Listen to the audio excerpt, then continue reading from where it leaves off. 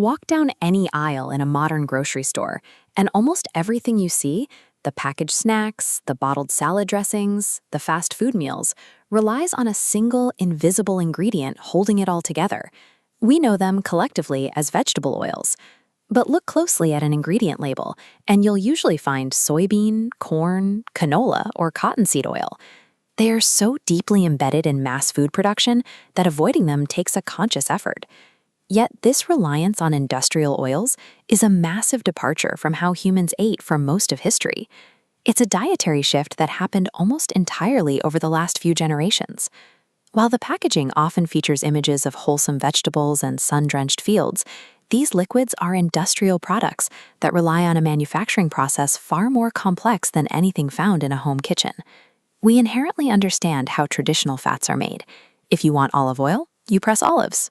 If you want coconut oil, you press coconuts. The process relies on simple physical force. Now try to imagine squeezing a hard kernel of field corn or a dried soybean until oil drips out. You can't. So if you can't just squeeze them, how do millions of gallons of this clear liquid end up in our food supply?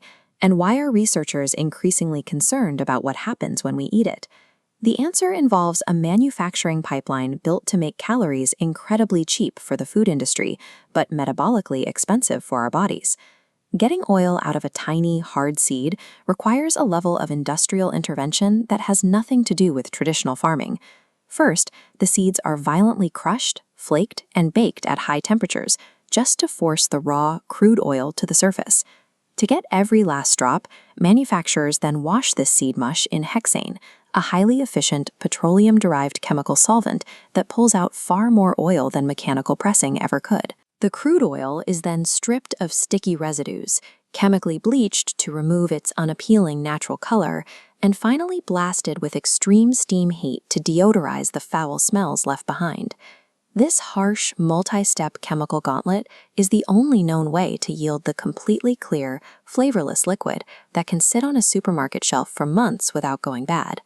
But that intense processing has a hidden cost at the microscopic level. These oils are predominantly made up of what are called omega-6 polyunsaturated fats. This chart compares human dietary history to our current intake.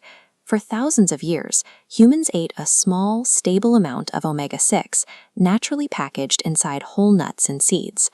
Today, we consume massive, spiking quantities of it in a refined liquid form. The structural problem with polyunsaturated fats is that they are incredibly fragile.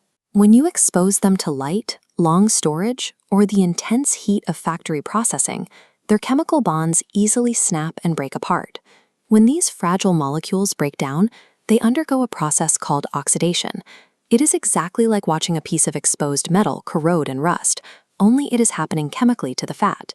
You see the ultimate stress test of these oils in nearly every fast food restaurant, continually reheating the same vats of vegetable oil for hours on end to deep fry meals. When we eat these degraded, oxidized fats, we are effectively fueling our bodies with rusted energy. Dealing with those damaged molecules places a heavy burden of oxidative stress on our cells and drives inflammatory pathways. Now, almost no one is drinking a cup of plain canola oil with their dinner. The real danger is that seed oils act as the invisible binding agent in the modern diet. They are overwhelmingly consumed inside ultra-processed foods.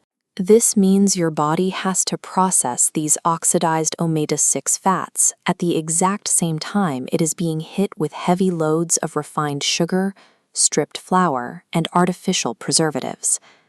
This specific cocktail of ingredients pushes the human body into a state of chronic inflammation, increases the risk of fatty liver, and severely impairs our ability to smoothly regulate our own energy. Chronic fatigue, inflammation, and metabolic stress stem from this synergy of ingredients working together, a dietary pattern where cheap oils serve as the structural foundation for processed food. Think of your body as a high-performance engine. If you constantly pour cheap, low-grade, unstable fuel into the tank, the internal mechanics are going to rattle, choke, and eventually degrade. The fix is remarkably straightforward. Rely on fats that are naturally stable. A good rule of thumb is that if the fat comes directly from a whole fruit or an animal, it requires minimal intervention and naturally resists oxidation. That means replacing the vegetable oils in your kitchen with traditional options like extra virgin olive oil, avocado, and coconut oils, or animal fats like butter, ghee, and tallow. Returning to these stable, minimally processed fats reduces the chemical burden on human biology, allowing the body to run on the fuels it was designed to recognize.